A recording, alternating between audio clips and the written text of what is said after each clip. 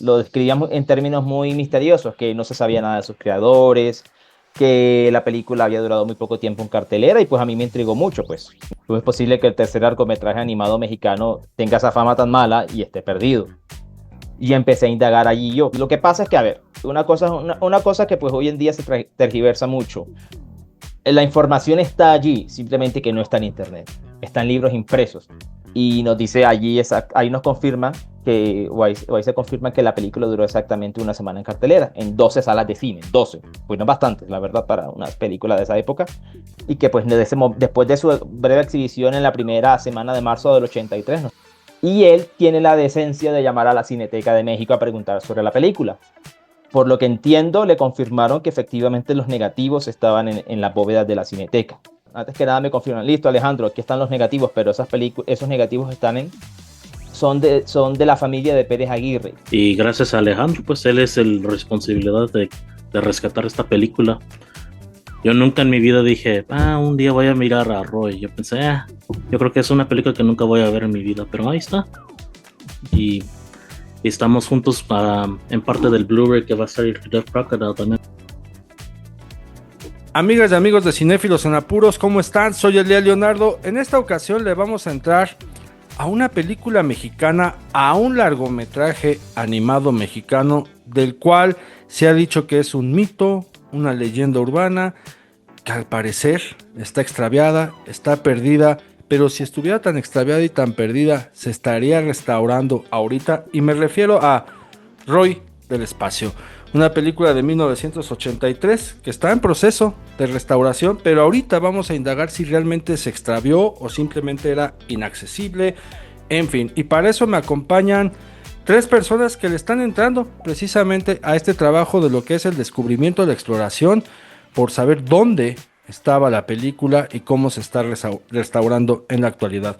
Primero le doy la bienvenida a Alejandro Vidal Charris, colombiano. Escuchen bien, colombiano, para que vean también cómo fuera de nuestras fronteras la banda está interesada en nuestro propio cine, que publicó un artículo bastante extenso, pero también bastante nutrido de información acerca de Roy del Espacio, sobre cómo fue el proceso de investigación que llevó a cabo para dar con esta película que en teoría estaba desaparecida. Alejandro, bienvenido seas. Muchas gracias, Leonardo. Es un placer estar acá. A mí me encanta hablar del tema. Se ha vuelto una obsesión para mí desde hace 4 o 5 años que empecé la investigación. Y pues, nada, honrado de estar acá. No, pues ahorita vamos a entrar en materia. Y también me Claro. acompañan dos miembros que podría decir que ya son de la casa. Me refiero a Joy Díaz y Armando Hernández de Trashmex. Ellos nos acompañan, como decimos por acá coloquialmente, desde el otro Laredo. Joy, Armando, bienvenidos sean. Mucho gusto. Gracias, mucho gusto. Porque también a ustedes les encanta estar escarbando, buscando, rescatando material del cine mexicano de algunas películas que a veces ya no se encuentran o que uno se pregunta dónde está. Y yo no sé cómo lo hacen ustedes, pero a veces las encuentran, las tienen, ya las vemos cómo las presumen en sus redes sociales y qué bueno que las tengan al alcance. Ahora sí, para entrar en materia. Roy del Espacio es el tercer largometraje animado mexicano registrado oficialmente. El primero fue Los Tres Reyes Magos, de 1976, dirigida por Fernando Ruiz y Adolfo Torres Portillo. Posteriormente vino Los Supersabios, de 1978, dirigida por Anwar Badin. Y justo recientemente, en la Fiesta del Libro y la Rosa de la UNAM, se presentó el libro Libaneses en el cine mexicano, de Carlos Martínez Azad, y durante la presentación, el cineasta Armando Casas, invitado para la ponencia, hablaba sobre los supersabios y el valor que tuvo Anwar Vadim para lanzarse a hacer la segunda película mexicana animada. Esto generó en una pregunta obligada, que es, pues, ¿cuál fue la primera? ¿Y cuál fue la que vino después? La primera, Los Tres Reyes Magos.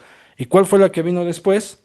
Roy del Espacio, de 1983, dirigida por Rafael Ángel Gil y Héctor López Carmona, producida por Ulises Pérez Aguirre. Para ir entrando en materia, y ustedes también lo sepan, eh, hubo tres, vamos a decirlo así, tres ejemplos de un santo grial del cine mexicano, porque se decía que no existían, que nadie las encontraba, que dónde estaban, que si estaban desaparecidas, etcétera. Una de ellas es Profanación, de Chano Urueta, película que hasta la fecha Nadie sabe dónde está, nadie puede encontrar una copia, una versión de ese filme.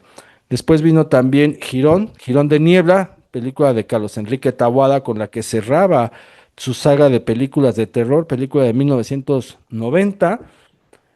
Era, les digo, como un mito hasta que surge el documental Girón de Cristian Cueva, periodista, también ahora guionista cinematográfico, se puso a escarbar en los recovecos de la industria, de los menesteres que tienen que ver con el ejercicio cinematográfico y descubrió que sí, o sea, la película sí existió, que hay material, encontró toda o no toda la película, qué material encontró, qué fue lo que pasó. No les voy a spoilear, ustedes pueden ver el documental Girón, recientemente también estrenado.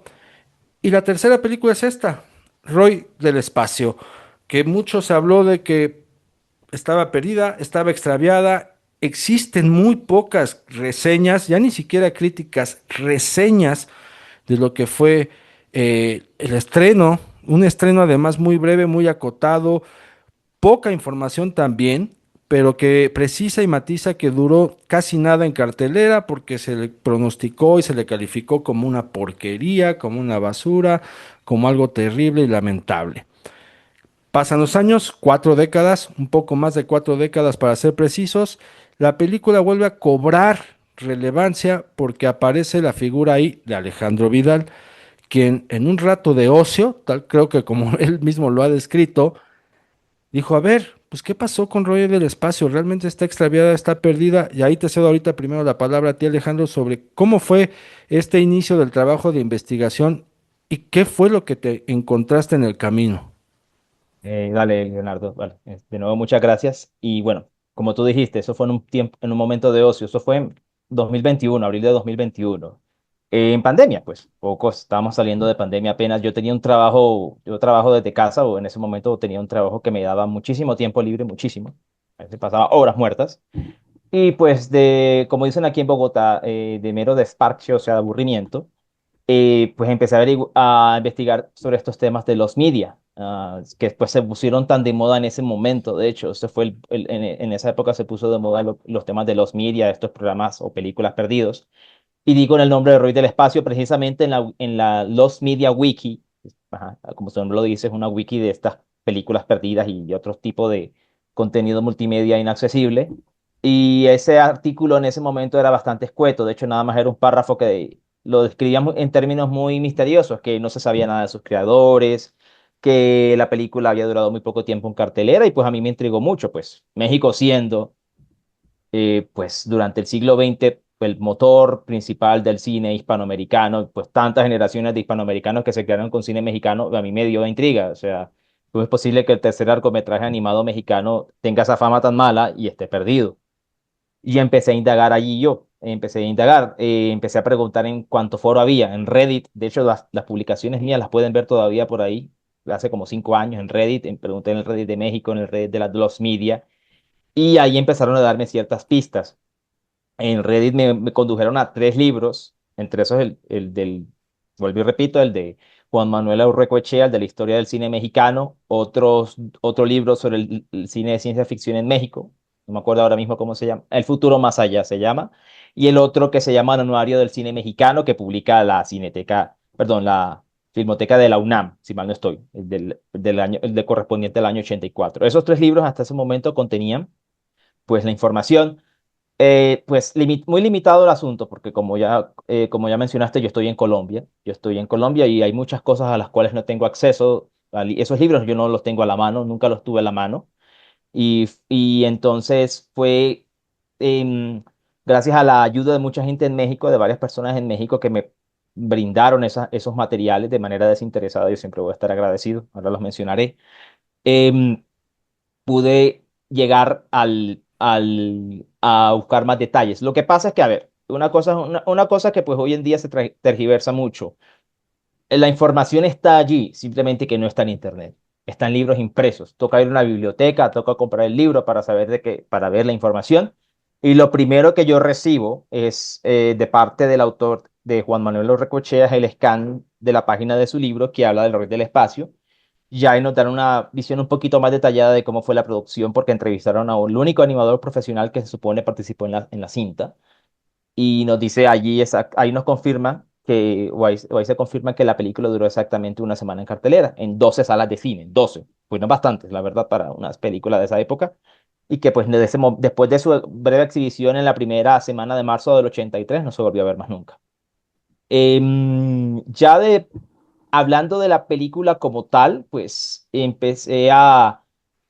pues yo empecé a publicar estas cosas en foros hasta que un youtuber mexicano que se llama Caleon, todavía es bastante popular, sigue siendo full popular, en septiembre de ese año, septiembre de 2021, publicó un video sobre lo que yo estaba tratando de hacer con la película, tratando de buscarla. Y digamos que ese fue el punto de partida. Más gente se sumó a la búsqueda y aquí donde debo hacer un inciso o por lo menos reconocerle a un muchacho de Durango, se llama Francisco Cifuentes, Paco, como pues se llamaba en ese momento, era un usuario de la Los Media Wiki en español y él tiene la decencia de llamar a la Cineteca de México a preguntar sobre la película. Por lo que entiendo, le confirmaron que efectivamente los negativos estaban en la bóveda de la Cineteca.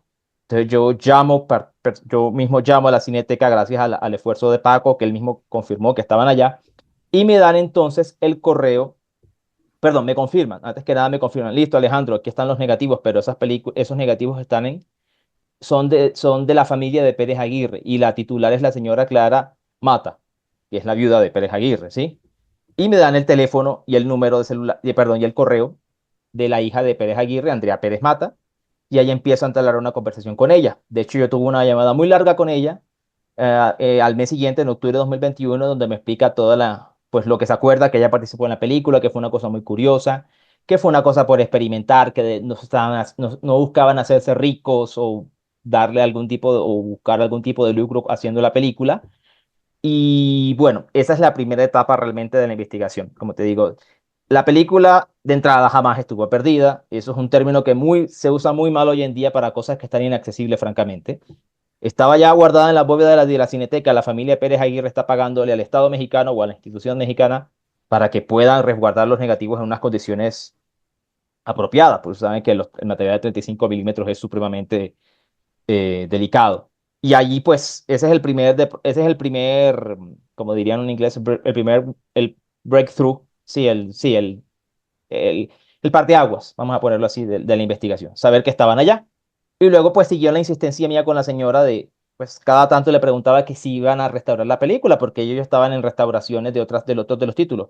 Intrépidos Punks ya estaba en restauración para esa época, imagino, llevaba años, creo que en preparación. También está otra de él que se llama El Violador Infernal. Estas dos películas las ha sacado Vinegar Syndrome en Blu-ray restauradas en los Estados Unidos.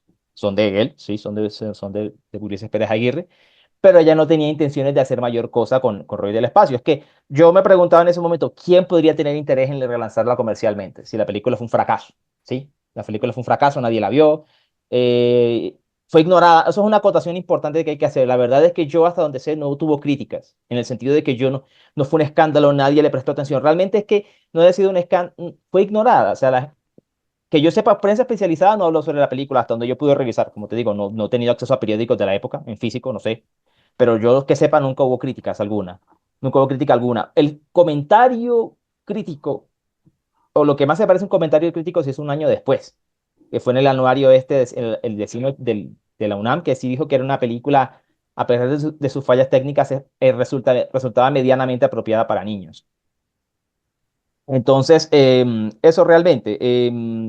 Hasta allí, pues, yo empecé a insistirle a la señora que iba a hacer con la película y pasó bastante tiempo, básicamente. Pues bueno, quiero dejarlo hasta acá. No sé si quieras hacer otra pregunta antes de seguir a la otra parte de la historia, pues. No, para ir desmenuzando e introduciendo también a la gente que nos está escuchando, eh, ya lo comenta Alejandro, no hubo realmente críticas, ni siquiera reseñas sobre la película, entre otras cosas porque duró en algunos casos 2 días en cartelera, a lo mucho una, una semana. Sin embargo, en el texto que publicó Alejandro, que lo pueden encontrar en el sitio de la UDG, Un atrevido experimento, visión general de Roy del espacio, ahí tú también logras encontrar o rescatar una sinopsis más amplia, incluso para decirnos de qué va la película, y entonces ya dimensionamos que, hay unas ondas magnéticas que están siendo enviadas desde Marte a la Tierra. Esto asusta a las organizaciones de las Naciones Unidas, a la ONU, que dice, bueno, hay que tratar de hacer algo porque parece que nos quieren acabar. Entonces mandan a Roy al espacio acompañando de un doctor y de una psicóloga que, o sea, ahí hay un tema muy interesante por leer en la actualidad. Lo mandan con una psicóloga pues para tratar de combatir a un rey que vive en el planeta rojo y que sí tiene la intención de conquistar al planeta Tierra, pero pues como suele suceder, el rey queda cautivado con alguien por ahí, dice, pues ¿por qué no organizamos una boda? Bueno, y eso se hace todo un desbarajuste y demás en el tono de ciencia ficción.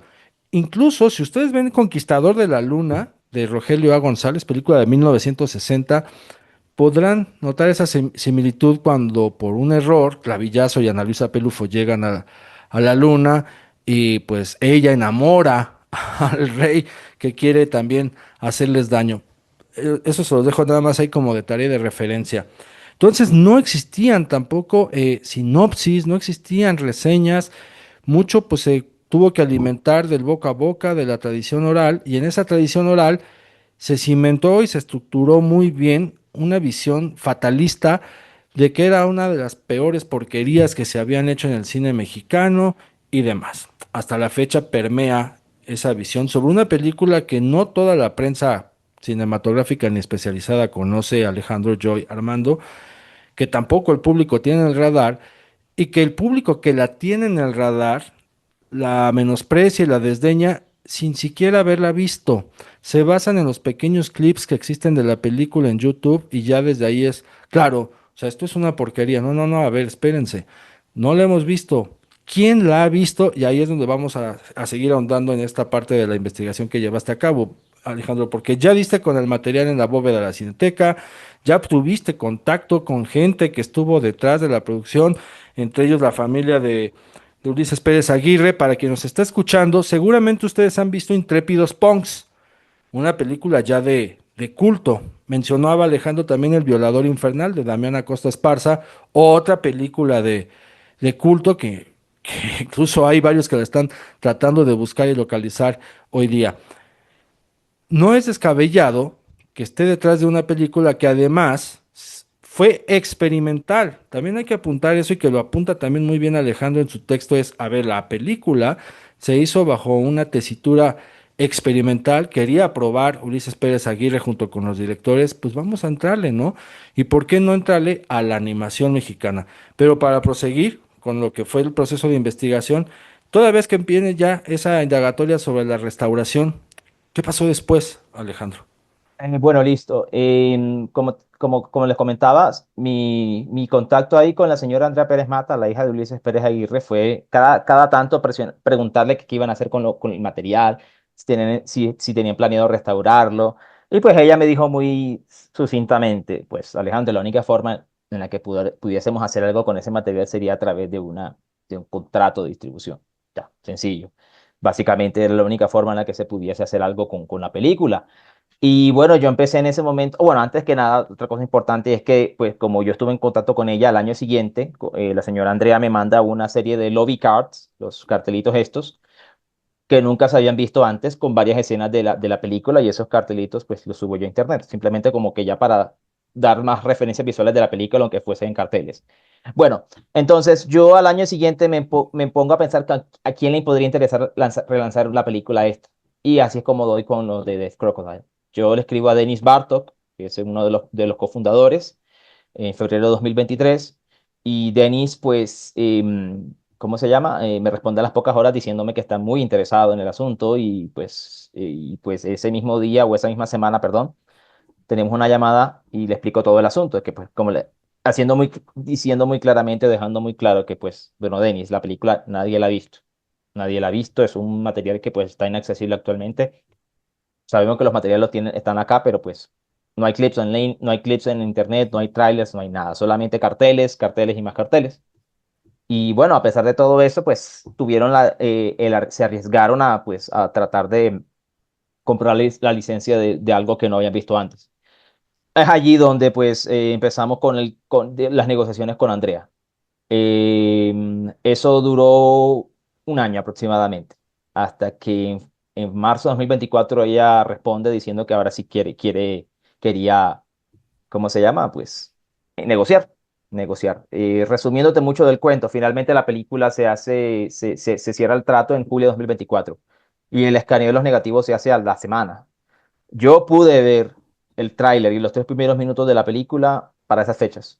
Ya la primera vez, ya después de que, porque apenas se cerró el trato, pues ya el escaneo estaba en proceso. O sea, fue todo muy rápido. Cosa que es rara, cosa que es inusual porque en estos procesos de rescatar películas que están olvidadas o perdidas o simplemente relegadas pueden demorarse hasta 10 años. Hay casos donde han demorado años porque los derechos son imposibles ¿cómo se llama esto? De verificar o tienen que contactar a todas las partes involucradas, pero aquí pues no fue muy difícil, francamente. Sí, básicamente esa es digamos, la... Ah, bueno, y el artículo de la Universidad de Guadalajara se publica en junio de 2023 pues, para ubicarnos un poquito en el tiempo. Eso fue se publica en esa época. Pero sí, contamos con el beneplácito de la familia del productor y ya el trato fue cerrado en 2024, a mediados de 2024, ya hace 2 años. Perfecto, a ver, ustedes están para saber que Alejandro me envió un mensaje para preguntarme si yo estaba al tanto de esta situación, porque detectó que en Cinéfilos en Apuros, pues hablamos de cine mexicano. Y sí, porque resulta que Armando y Joy, a través de Trashmex, empezaron a publicar algunos posteos sobre esta situación.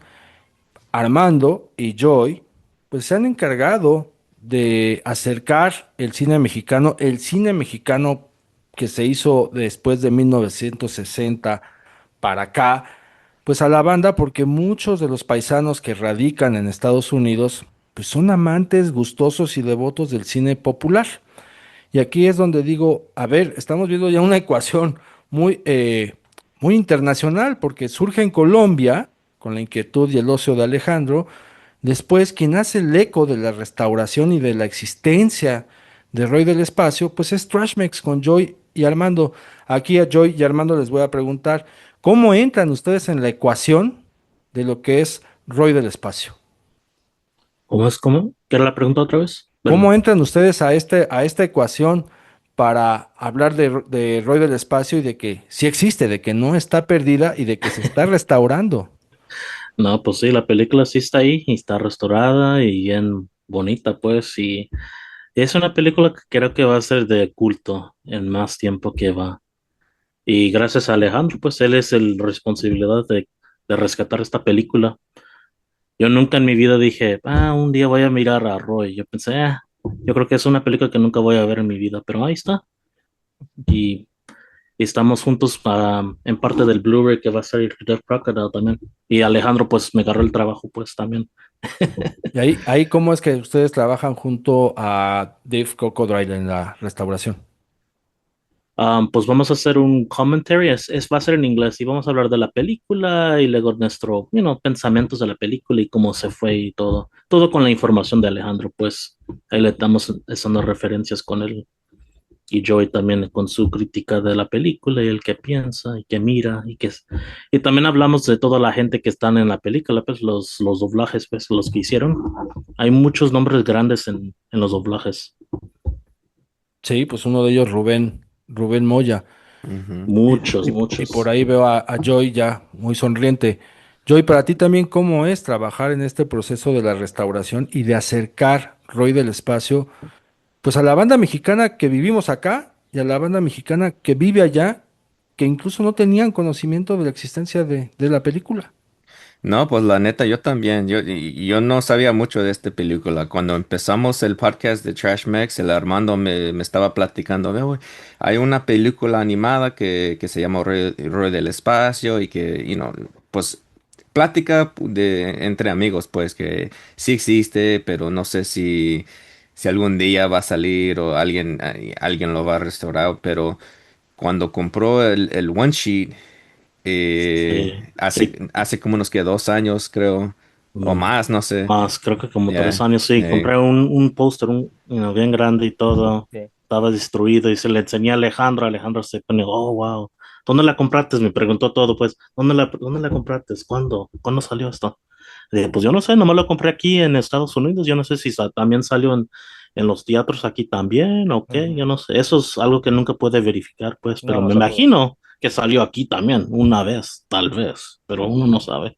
no hay forma de verificar eso. Yeah, Eh, y, pero, rea- yeah. y realmente todo lo que sé es por el trabajo de Alejandro. Eso es la pura neta, porque Sí, como dijiste, pues no hay mucha información en el internet, casi nada. Y como que ni supe de esta película hasta que me platicó el Armando que ah, sí existe, pues. sí. Y de ahí, pues, ya cuando me dijo el Armando que Death Crocodile lo iba a hacer y que quieren que hacemos un comentario, y o sea, pues sí, claro que sí. Es algo nuevo para mí y eso es lo que me encanta más, descubrir algo que es nuevo del país de mi papá, pues, No, a ver, es que es algo nuevo para ti, va a ser algo nuevo para todos. para Para muchos, todos. ¿no? Eh, O sea, para que ahora sí existan las críticas, las reseñas y la sinopsis de algo que no se vio y que ha sido creado y construido más bien a partir del imaginario colectivo. Armando, apuntabas que encontraste este material en Estados Unidos y de que seguramente Roy en el espacio sí se exhibió. Y yo creo que sí. Aquí en Cinéfilos en Apuros entrevistamos al productor Fernando Pérez Gavilán, que nos habló de cómo en aquella década de los 80 el público mexicano y el público latino en Estados Unidos atendía mucho las películas mexicanas de corte popular y los productores nacionales volteaban hacia allá para decir, oye, hay que buscar los cines en los que podamos pues exhibir este material. No sé si después haya forma de poderlo investigar, si estuvo cuánto tiempo en cartelera allá, porque en una de esas permaneció más tiempo que aquí, porque aquí se tiene el registro de que nada más una Sí. semana. Pero ¿cómo Exacto. fue encontrar para ti ese póster de Roy del Espacio? Ah, no estaba en eBay, era como Ujú. 50 o $70. Ah, creo que Alejandro también miró el listing también. Sí, creo que eran $100, de hecho, estaban O 100, pidiendo más ya y ni me parecía. acuerdo, pero sí era mucho dinero. Y dije, lo voy a Sí. comprar. Y la compré y se la enseñé a Alejandra. Alejandra dijo, oh, ¿dónde salió? Y le dije, pues aquí en California, ahí cerca de mí. Y pues, la neta, como le digo, yo no sé si salió en teatro, pero me imagino que sí, porque ahí estaba. Y luego también aún los lobby cards también estaban en venta. Y creo que la persona que estaba vendiendo, pues agarró todo de un cine, pues de allá. Ahí lo Sí, rescató todo. Pero no hay nada de diciendo que se enseñó acá. Nada de que busqué, no salió nada de Roy. Me imagino no, que nomás salió una vez y ya. sí, bueno, Leonardo, aquí sí quiero hacer una adición. De hecho, pues yo digo que es probable porque yo tampoco pude verificar si la película se exhibió alguna vez en los Estados Unidos. Sin embargo, el periódico La Opinión, que es un periódico californiano hispanoparlante, sí, hispano, en español, Mm, hizo un reportaje sobre Ulises Pérez Aguirre y Héctor López Carmona sobre la producción de la película. Ese reportaje salió en el 82, así que no se me haya descabellado que sí, que de pronto la película se vio. Lo que pasa es que, a ver, hay muchas cosas que quedaron inciertas o en duda con la investigación. Por ejemplo, si la película se estrenó en 12 salas de cine de México, ¿dónde están esas 12 copias? O sea, los negativos están, espléndido, maravilloso, pero esas copias que se hicieron, yo imagino, pues aquí me corregirá yo y Armando, que esas copias las devolvieron a Ulises Pérez Aguirre, porque se supone que esas creo que las prestaban, las daban por un tiempo y luego tenía que devolvérselas, sí, había que devolvérselas sí, a los a, distribuidores, sí. a Los los distribuidores. distributors, sí. Sí, pero Y hay, pues y hay varios ahí aquí en estos tiempos. Era Max Cinema. Ay, ya ni me acuerdo los otros nombres, pero hay como tres, cuatro que sí eran muy importantes y hacían los tratos así y los negocios para poner las películas para acá en los Estados Unidos. exactamente, o sea, pues Ujú. hubiera sido, yo creo que hubiera sido hasta más fácil encontrar alguna de esas copias arrimada en algún sitio, pero pues eso nunca, no sé, nunca pasó, pero Sí, bueno, lo importante es que los negativos están en perfecto estado y ya, y esa es la base de la sí. restauración. Y No eso es es lo una único que copia, sabemos, que es los negativos sí existen. Las copias en 35 milímetros, pues ni uno no idea, sabe. Tal vez lo tiraron o tal vez sí lo regresaron y pues ahí los tiraron allá en México. es Pero uno no correcto, sabe. Hay una copia tal vez en una colección aquí en los Estados Unidos. Uno nunca sabe. exactamente. Ah, no, y ahí seguro yo y tú se van a poner a escarbar y a buscar para ver si la logran encontrar, porque de eso también Eso también como les gusta a ustedes. Digo, también ya apunté yo aquí el tema de la opinión de California para buscar ese reportaje, Eso está en porque internet, te digo, a sí. mí tampoco se me hace descabellado que sí haya circulado la película en Estados Unidos. ¿Alguno de ustedes ya la vio completa? Sí, los dos ya Ujú. los miramos. Ya como varias Ey, veces ya la miramos. Porque ey, por ahí como unos viene la 5 otra veces. parte, ¿no? O sea, para que me ayuden a aclarar dos cosas sin spoilear. Una, Ujú. porque se habla de que la película duraba 63 minutos, después de que duraba 90 minutos, ahorita me van a decir cuánto dura, y ya que la vieron, pues con una visión actual, ¿realmente es esa porquería, cochinada que se ha construido como un manto ahí calificador acerca de la película, de una película que, repito, la banda no ha visto? Es 63 minutos. 90 Ujú. minutos, creo que nomás ponieron 90 minutos en IMDb y todos porque es el, ¿cómo se dice en español? Es el estándar del tiempo de una película, pues. Yo Ujú. creo que la gente más pensaban que era 90 minutos, pero no, es 73 minutos. Ok. 63. Sí. Y la película no es porquería. Para mí, la voy a decir una verdad, es algo que, pues, ¿cómo le digo? La hicieron con mucho gusto y todo, y no está perfecto, pues, pero sí, sí le echaron, bueno, ganas, sí, ¿no? Sí le hicieron bien. Una historia poquita complicada también porque se hace una cosa, es una romance y luego se están rescatando la planeta y todo, la galaxia, y luego es un romance otra vez, pero está todo un revuelto, pues, la historia, pero sí Sí, está buena, you know. Mucha gente sí le va a gustar.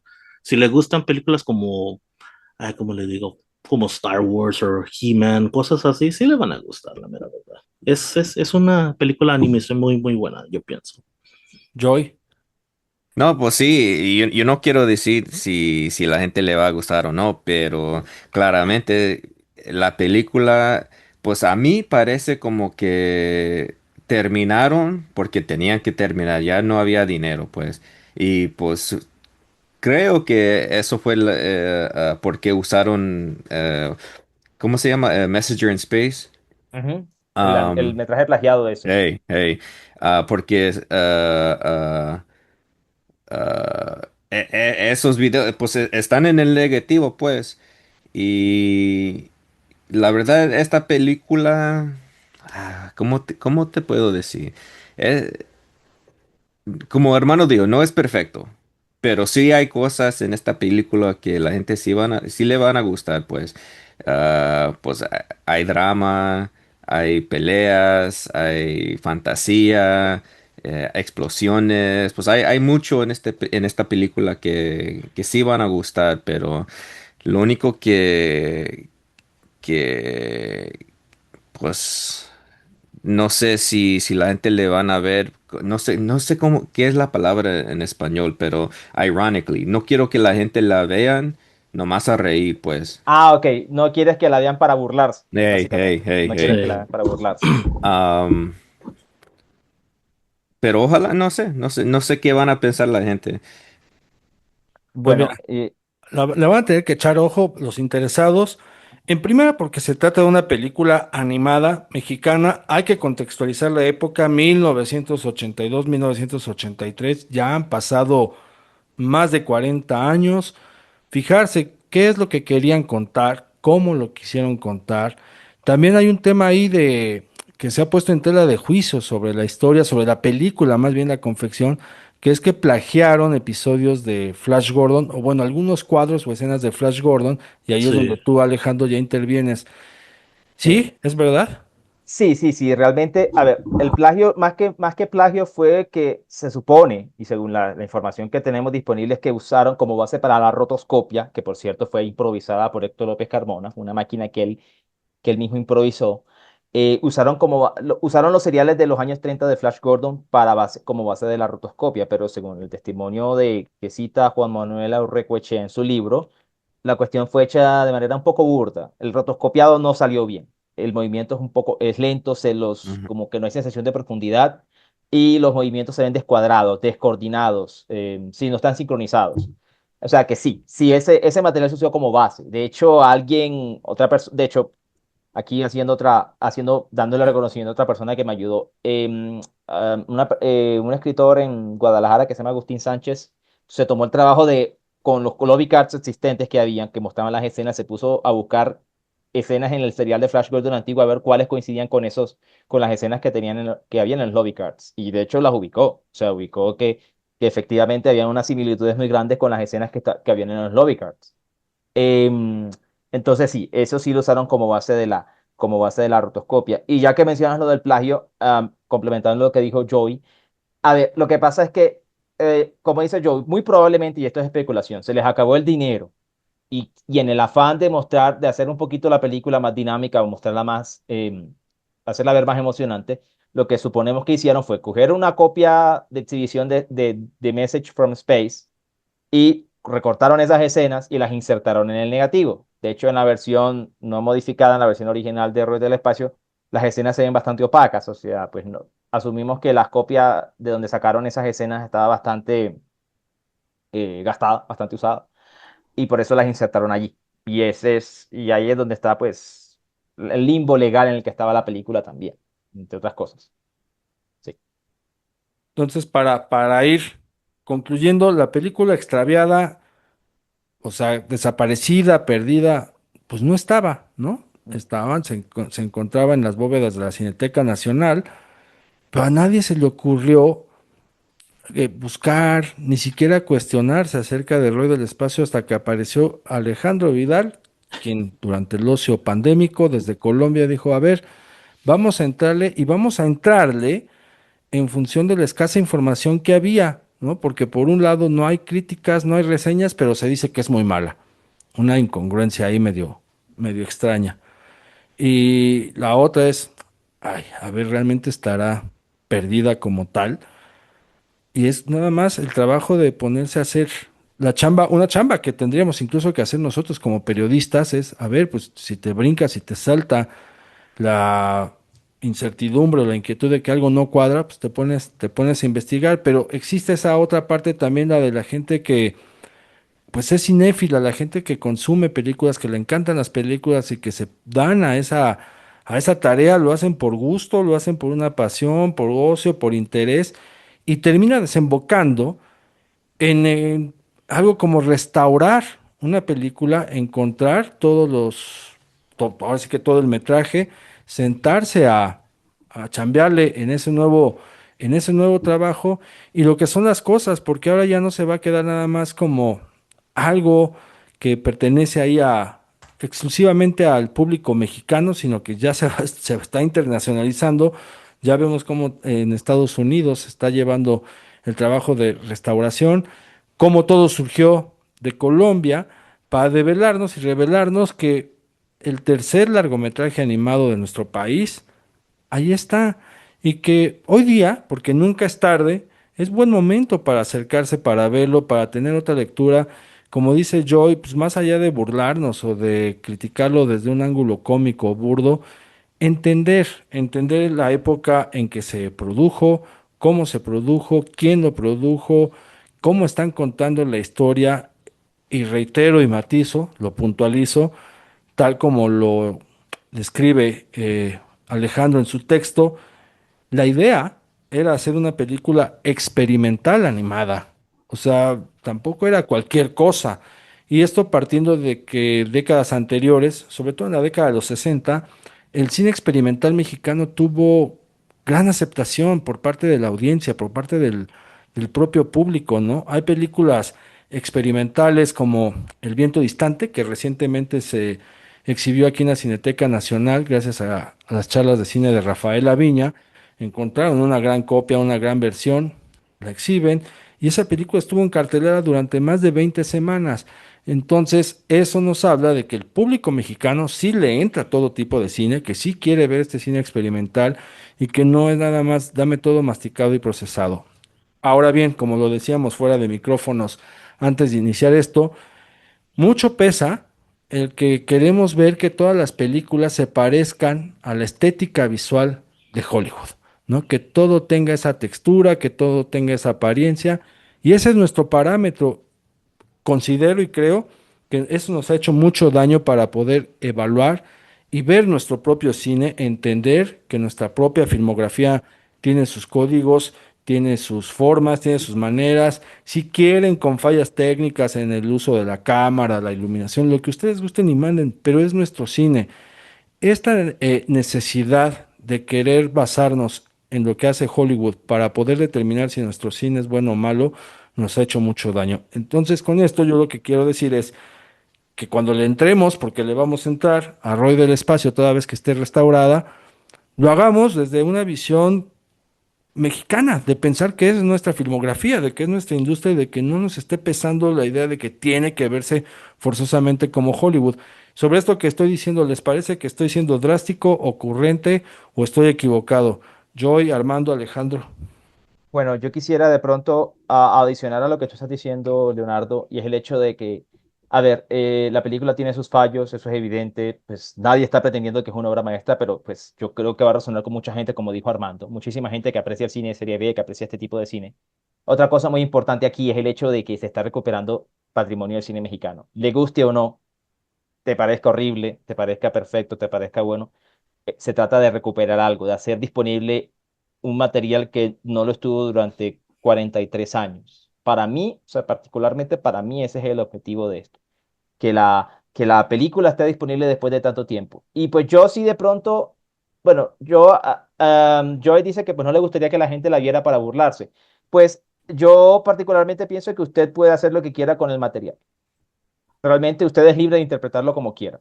Si le parece horrible, si lo quiere ver de manera irónica, adelante. Pero para mí particularmente se trata de hacer disponible algo que no lo estaba antes, de sacarlo, desenterrarlo, de que sacarlo del olvido en el que estuvo durante mucho tiempo. Y que deje de ser materia de leyenda, como decías al principio.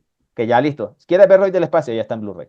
Voy a buscarla en Amazon o en donde sea. Ya, para mí eso es lo primordial realmente. Entonces no solamente es verla de pronto como algo mexicano, que pues, como digo, con todas sus idiosincrasias fue lo que llamó la atención a la gente de Death Crocodile, sino que también es el hecho de que se está recuperando parte del patrimonio.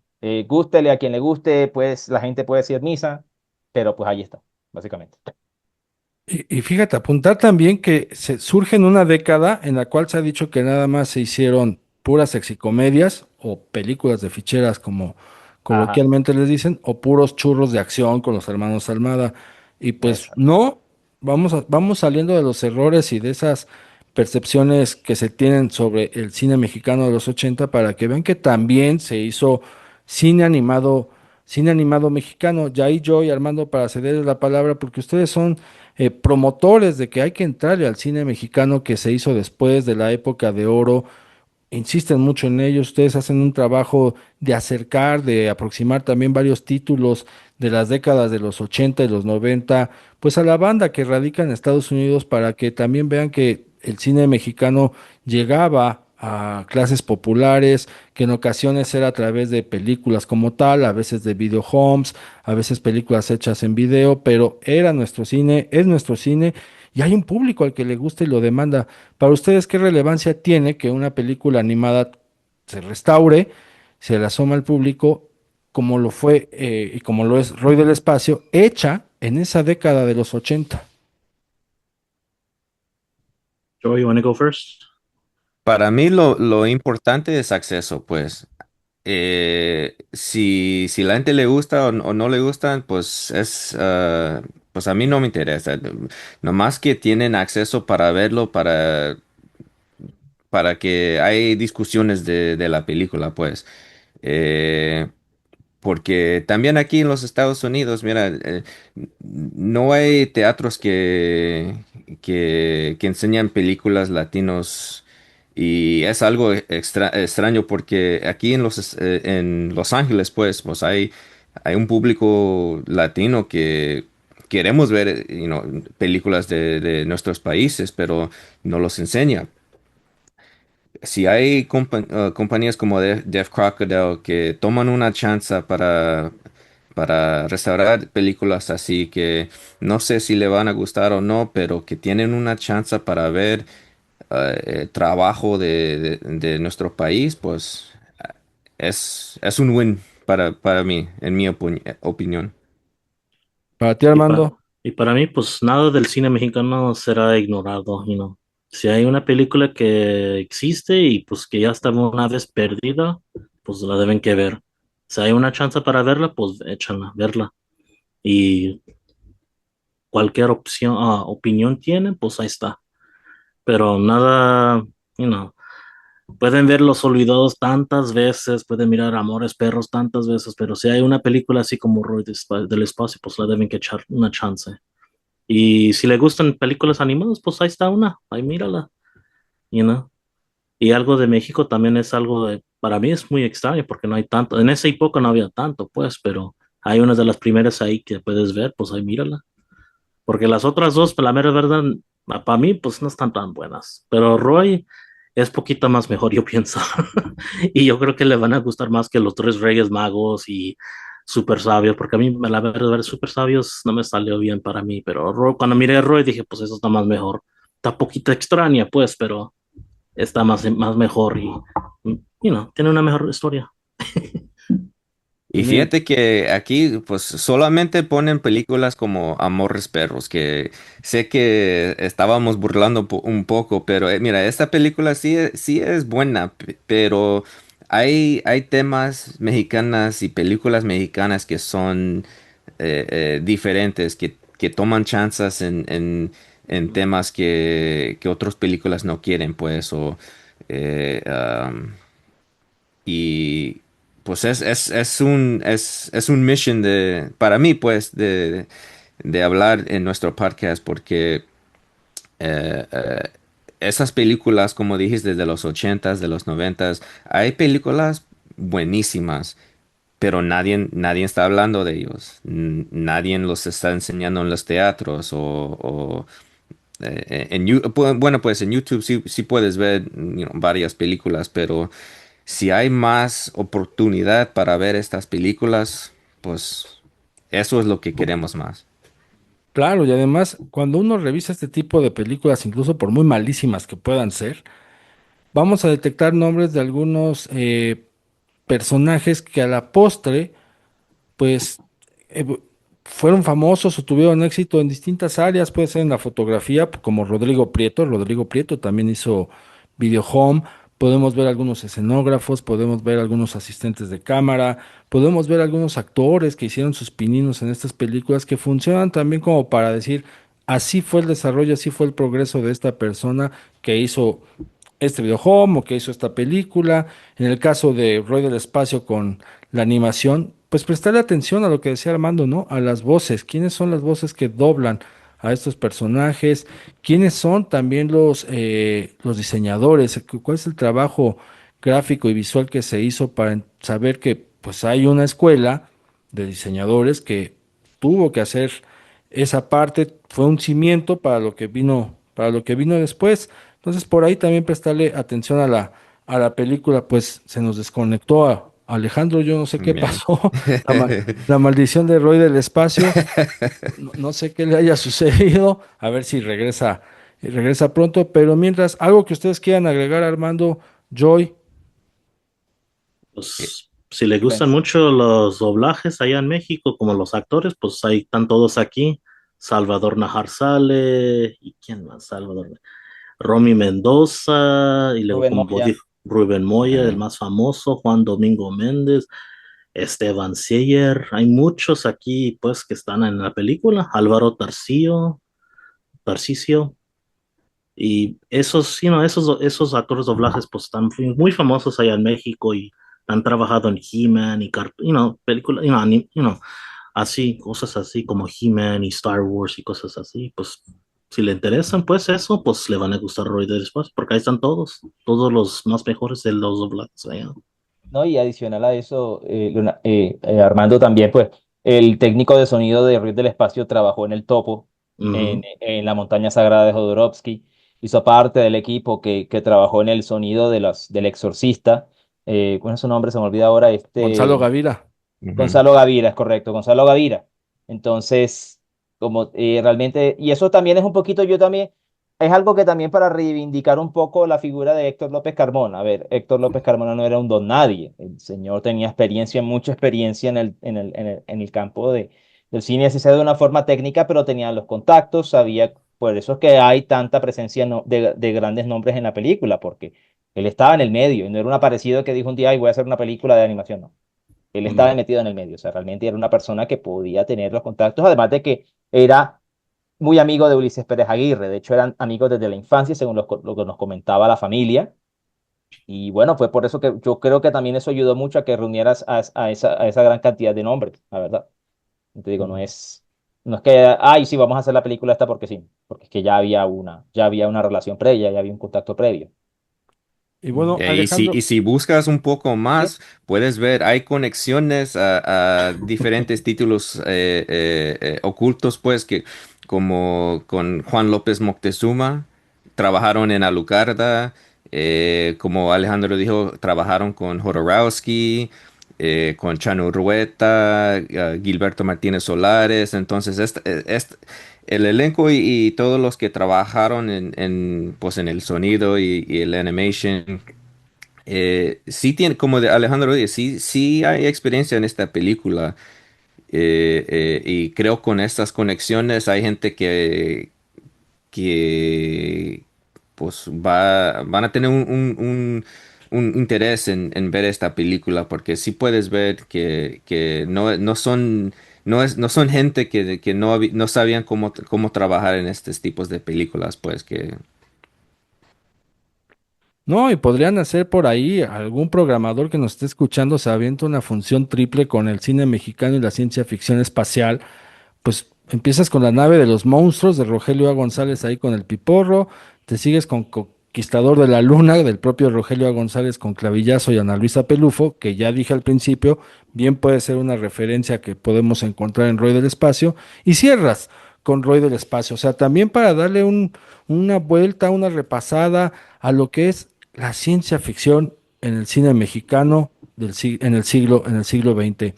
Alejandro, algo con lo que tú quieras cerrar, algo que tú quieras agregar, es tu espacio, es tu programa y ahora sí que también es tu investigación.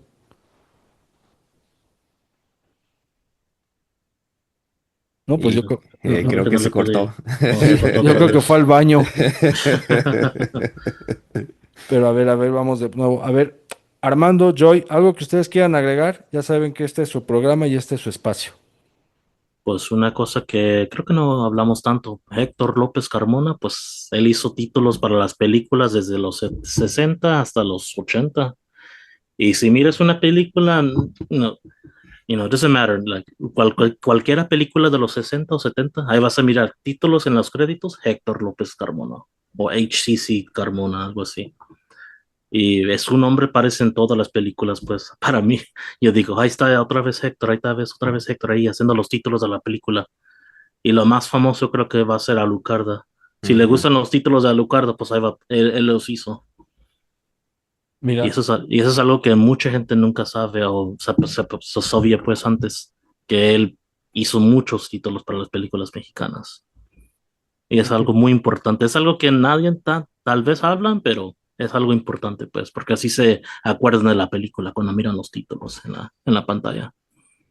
no, pero pues mira, tú le estás prestando atención, o sea, tanto que aquí me tienes escuchándote con sumo interés porque uno pareciera que no le prestamos la debida atención a eso y no se la prestamos. Y ustedes, o sea, quienes se encargan de nutrirse de cine mexicano, lo logran encontrar, en este caso con la figura de Héctor López Carmona. Joy, algo con lo que tú quisieras cerrar. No, pues ojalá que la gente tomen interés en esta película, que compran esta película, verla en las redes sociales que andan hablando de esta película, pues y eso es lo único que quiero, pues que hay gente que quieren hablar y quieren tener discusiones entre cinefilios o revistas o quien sea, pero... Nomás que andan hablando de esto y de aquí, pues pueden buscar otras películas del elenco que han trabajado y pues no sé, ojalá que les gusta. Perfecto. Alejandro, algo que tú quieras agregar y cerrar, es tu espacio, es tu programa y es tu investigación. No, pues vuelvo y reitero, mi llamado es, perdón, antes que nada el internet estaba molestando un poquito aquí. Mi llamado es a valorar la película con otros ojos. Vuelvo y repito, es una labor de arqueología, vamos a ponerlo de esa forma. Es una labor de desenterrar algo que no estaba accesible, que estaba perdido, perdido entre comillas, que fue materia de leyenda por mucho tiempo. Pues si, perdón, el público es libre de interpretar la película como quiera, simplemente que la invitación es a valorar el hecho de que algo que no estaba disponible ya lo está. Esa sería mi, mi, ¿cómo es la palabra? Mi invitación a todas las personas que estén interesadas en el tema de Red del Espacio. Yo sé que va a resonar con mucha gente, como dijo Armando, esto va a tener eco, va a encontrar eco con la gente que le guste el tipo, el cine de ciencia ficción, el cine de serie B, tantas cosas, y que ojalá, pues, como dice Joy, también eso los haga interesarse en los otros títulos en los cuales, en los que participaron el resto de miembros del elenco y del equipo. Pero básicamente es eso. Yo personalmente, otra cosa ya es una reflexión personal, gracias a Red del Espacio pude adentrarme en el mundo del cine de serie B y ver que muchas compañías como Vinegar Syndrome y Death Crocodile están rescatando cine que a nadie más le interesa, que otras compañías no tocarían ni con un palo, y eso pues me abrió la mente en ese aspecto, me abrió la mente en ese aspecto, el rescate de estas películas que nadie conoce, que nadie ha visto, se invierten recursos en cine que, como repito, nadie más le está prestando atención. O como decimos acá, nadie le para bolas. O sea, si no es por ellos, nadie más lo hace. Entonces, esa es mi Pues a ver, reflexión. Alex, dile a la gente dónde te pueden encontrar, dónde te pueden contactar, leer tu artículo, porque en una de esas, nunca se sabe, alguien que escuchó este episodio dirá, a ver, a mí me interesa entrevistar a este señor. Bueno, el artículo se llama Un atrevido experimento, visión general de ruido del espacio. Fue publicado por la Universidad de Guadalajara en su revista El Ojo que Piensa.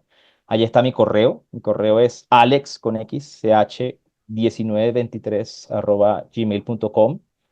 También estoy en Instagram, pero bueno, pero creo que me sale más sencillo que me contacten por correo, que es la información más disponible. Igual mi nombre está en internet por todos lados relacionado a lo de Red del Espacio, así que yo estoy muy abierto a hablar de la película, me encanta esto, o sea, pues yo estaba esperando el momento en que pudiéramos hablar de manera ya más libre, ya que sobre la película, y pues el que quiera contactarme para hablar de esto, para entrevistarme, a la orden, y aquí estoy, y quien quiera puede contactarme. Como te digo, el artículo se llama Un atrevido experimento, visión general de Ruido del Espacio. Ahí encuentran mi correo y podemos partir de allí. Y por ahí también en YouTube van a encontrar una entrevista a una de las animadoras que Ah, participó sí, sí, precisamente en sí, la sí. película. ¿Ves? No, pues Sí, también promuévelo. sí, sí, también esa entrevista fue una de las primeras, la primera que hicimos, hace como 4 años, de hecho. Esa señora no aparece acreditada, pero en la película, por cierto, no aparece acreditada, pero pues todo lo que cuenta coincide con lo que ya sabíamos, con la investigación que ya tenía, con la investigación que ya se había hecho. Pero sí, sí, sí, realmente el que quiera contactarme puede hacerlo sin ningún problema. Yo estoy muy abierto a hablar de la película y me encanta hacerlo. Y es que esa entrevista funciona como un documento de valor agregado para lo Exacto. que es el redescubrimiento de Roy del Espacio. Joy, Armando, digan a la banda dónde los pueden escuchar, seguir, para que estén atentos también a sus podcasts y a sus aventuras, a las que luego, afortunadamente y gracias que me invitan para descubrir títulos que ni yo conozco. Pues pueden ir a trashmex.com, ahí tengo el sitio donde tengo mis revistas, todas las viejitas y las nuevas. Y luego Trashmex Podcast, ahí nos puedes escuchar en Spotify y Apple Podcasts, todas las plataformas de podcast. Y en Instagram, pues ahí me pueden buscar en Trashmex, ahí salgo. Y luego también la página del podcast también, Trashmex Podcast. Pues perfecto. Amigas, amigos de Cinéfilos en Apuros, ustedes ya escucharon. Estemos atentos al lanzamiento de Roy del Espacio en Blu-ray, ya totalmente restaurada. E invitarlos a que le echen ojo, una leída al texto de Alejandro Vidal, a que le presten también oreja a la entrevista que hizo con esta miembro del equipo de animación. E invitarlos a que le entren al cine mexicano en general, que se olviden de que si el cine mexicano es un género o no, porque no es un género como tal, que se olviden de estas críticas que dicen que todo el cine mexicano es malo y es terrible. Olvídense de eso. Ustedes, de verdad, ustedes formen su propio criterio. Si les llegan a gustar, no tiene nada de malo que les guste una película, sean churros, sean no churros, sean malas, no sean malas. Eso ya es subjetivo. Eso ya es subjetivo, pero denle el beneficio de la duda a las películas nacionales para que también vean cuáles han sido las evoluciones, las transiciones, cómo se hacía cine en la década de los 80, en este caso, cómo se hacía la animación en la década de los 80, cómo se hace la animación hoy día, qué palabras utilizan, cómo son las oraciones estructuradas, cuáles son las historias que cuentan, qué géneros están abordando. De verdad, entren a nuestro cine porque se van a llevar muy, muy gratas sorpresas. Y bienvenidas sean sus sugerencias, sus opiniones, sus comentarios, porque aquí la charla cinéfila la hacemos todos.